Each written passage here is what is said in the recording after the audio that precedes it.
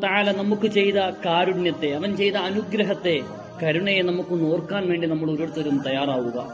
റസൂലുള്ളാഹി സ്വല്ലല്ലാഹു അലൈഹി വസല്ലം നിങ്ങൾ ഒറ്റയ്ക്കിരുന്ന് അള്ളാഹു ചെയ്ത അനുഗ്രഹങ്ങളെ ഓർത്ത് കരയുമായിരുന്നു. അബൂബക്കർ സിദ്ദീഖ് റളിയല്ലാഹു അൻഹു കരയുമായിരുന്നു. ഉമറുൽ ഫാറൂഖ് റളിയല്ലാഹു അൻഹു കരയുമായിരുന്നു. ഉസ്മാൻ റളിയല്ലാഹു അൻഹു കരയുമായിരുന്നു.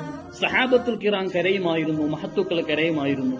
ജീവിതം കൊണ്ട് ജീവിതത്തെ നന്മപൂർണമാക്കിയ ആ മഹത്തുക്കൾ റബ്ബ് ചെയ്ത അനുഗ്രഹങ്ങളെ ഓർത്ത് കരഞ്ഞെങ്കിൽ നമ്മൾ എത്രമാത്രമാണ് പ്രിയപ്പെട്ടവരെ കരയേണ്ടത്.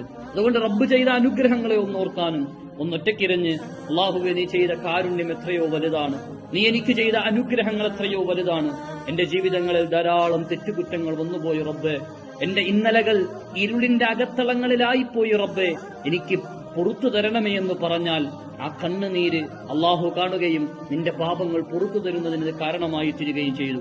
റസൂലുള്ളാഹി സ്വല്ലല്ലാഹു അലൈഹി വസല്ലം ഞങ്ങൾ തന്നെ പഠിപ്പിച്ചു, അള്ളാഹു രണ്ട് കണ്ണുകൾ നാളെ കരയില്ല എന്ന് റസൂലുള്ളാഹി സ്വല്ലല്ലാഹു അലൈഹി വസല്ലം. അതിന് വിധങ്ങൾ എടുത്തു പറഞ്ഞ ഒരു കണ്ണ് അള്ളാഹുവിനെ ഓർത്ത്, ആഖിറത്തെ ഓർത്ത്, റബ്ബ് ചെയ്ത അനുഗ്രഹങ്ങളെ ഓർത്ത്, എന്റെ ജീവിതത്തിൽ വന്നുപോയ പാപപ്പിഴവുകളെ ഓർത്ത് റബ്ബിന്റെ മുന്നിൽ കണ്ണുനീരിലായി പശ്ചാത്തപിച്ച് മടങ്ങിയ കണ്ണുകൾ നാളെ അള്ളാഹുവിന്റെ മുന്നിൽ കരയേണ്ടി വരില്ല എന്ന് പഠിപ്പിച്ച വ്യക്തിത്വമായിരുന്നു മുഹമ്മദ് റസൂലുള്ളാഹി സ്വല്ലല്ലാഹു അലൈഹി വസല്ലം.